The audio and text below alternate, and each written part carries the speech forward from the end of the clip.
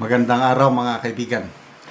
Bigyan natin ngayon ng reaction, opinion, itong post ni Mark Anthony Lopez, 28 minutes ago. Tungkol ito sa tao, plus kasama niya, na manonood ng F1 car race itong weekend, itong coming weekend. Sabi ko sa inyo nasa Singapore yan for F1 weekend. So, nagbiyahe daw sa Singapore itong mahilig sa F1 car race. Isinare lang niya itong post ni Adrian Pascual. Sabi niya, "Hello mga kababayan sa Dubai at Madrid. Lalo na sa mga nagtatrabaho sa mga airports ng Dubai at Madrid. Please be ready with your cameras and phones. Salubungin nyo siya ng isang masigabong pagbati as dollars sending Filipinos na kinukurakot lang pagdating sa Pilipinas ang mga taxes ng pamilya natin. Kayo na po bahala magbigay ng inyong mainit na Filipino hospitality sa kanya. Unang pisil sa pisngi ay ididicate nyo po sa akin." Tapos ipinost, galing daw sa isang bubuwit, yung schedule ng taong ito sa flight. Sabi, he is flying from Singapore today, September 24. He is flying kasi nga nag-weekend daw siya sa Singapore para sa F1 car race. He is flying from Singapore today, 24 September, to Dubai, then to Madrid. Return flight on October 4. Madrid to Dubai and then to Singapore. October 5 na, all via EK. Ano ba yung EK? Airlines? So may nagabiyahe. Hindi naman nila pinangalanan. Bahala na kayo kung sino yan. Ako rin. May idea lang ako. Kaya lang. So, kanya-kanyang pakulo. Hilig-hilig. F1 car race. Ang mahal pala ng ano yan. Ang mahal ng ticket. Ano ba yung na-research ko noon sa isang tao ata? Depende sa iyong location. Umaabot ng 400,000 per head ticket. Habang, anyway,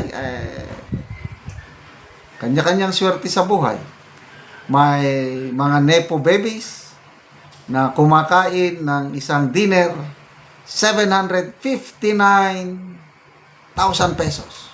Isang dinner lang, pinagmayabang pa eh. So ito, may nanonood ng car race. I'm not sure sa I'm not sure sa bayad ng ticket. Basta napakamahal. Mabuti lang kung isang nanonood, may mga kasamahan. Mabuti lang sana kung pera nila yung pinambabayad. Yung sariling bulsa ba? Kung galing sa pinagpaguran ng mga taxpayers, yun ang malungkot. So yun, may mga bumibili ng mga jets, helicopters, may mga nagpapatayo ng mansions, billions worth of mansion, tapos hindi kasya sa iisa lang, kundi ang dami.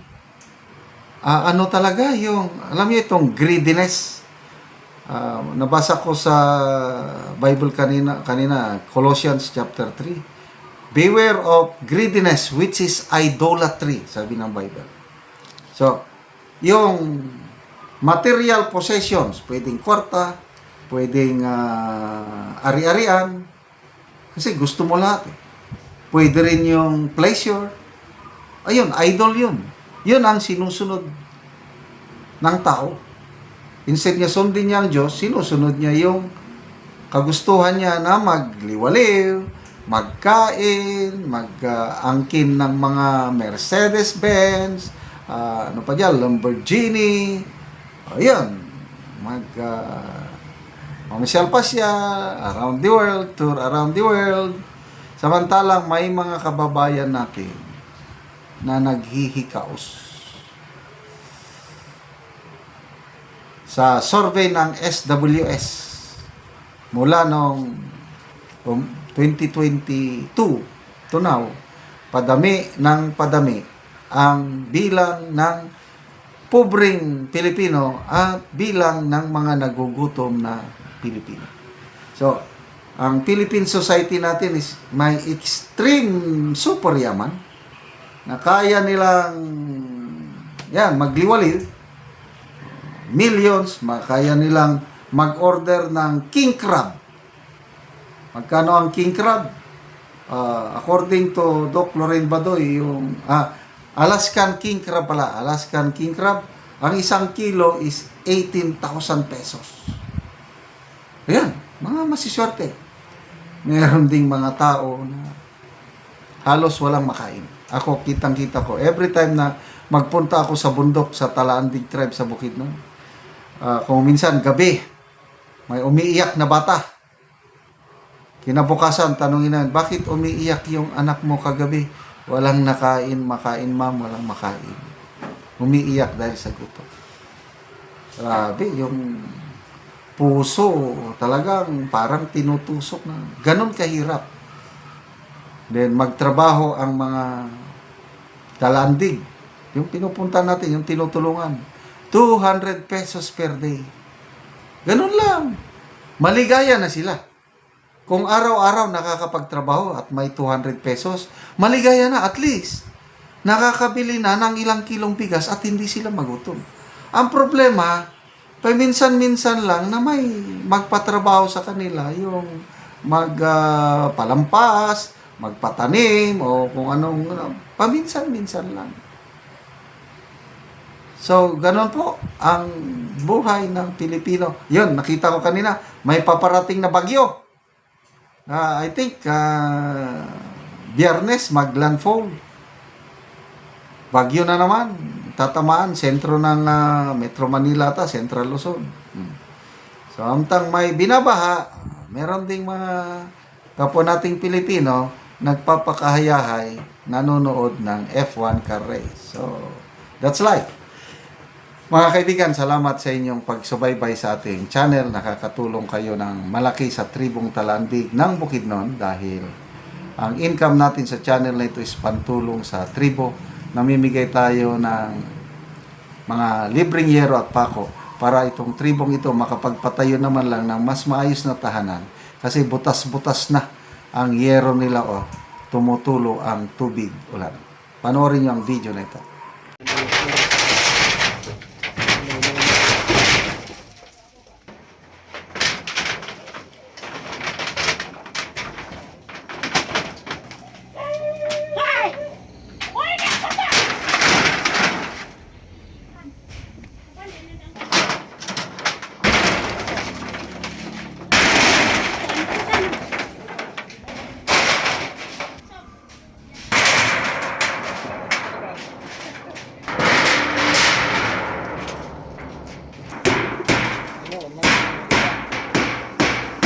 Ug karon human na gyud pagatop sa balay ni auntie ug maayo na gyud nga tan-awon.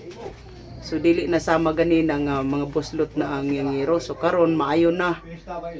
So kini si auntie usan ni siya kabalo nga wala na niya kakayahan sa pagpuli sa iyang atop apan karon nalipay siya nga natagaan siya og yero. Salamat nga napulian na gyud akong atop. Mabainting ko na ni katuig. Nakayag na. Oo. Salamat sa Ginoo ang naghatag ani. Oo. So pila na di auntie ka tuig nga nabalo ka na? Upat pa man na bulan. Upat pa ka bulan. Oo. Oo, so kuan gyud auntie ba dugay-dugay nang wala mo nakapuli og atop, namatay na lang si uncle. Oo, dugay-dugay na. Mm. Among atop. Oo. Lagi. So, pila ka buki mong anak, ante? Upat. Upat. So, tanan na nakapamilya, ante. Tanan na. Ay, so, ang nagpuyo karon, ikaw ra sa imong balay nagpuyo karon. Ako, akong mga apo. Ikaw ug ang imong mga apo. So, pila na da imong edad, ante? 57 o 55. 55 ka na. Oo, so, kuan na gyud, ante ba? Pila na ka buki mong apo, ante? Unom. Unom na. Oo, sige. So, salamat kay ante. Salamat sa paghatag sa sin. Oo. Kaya makabid.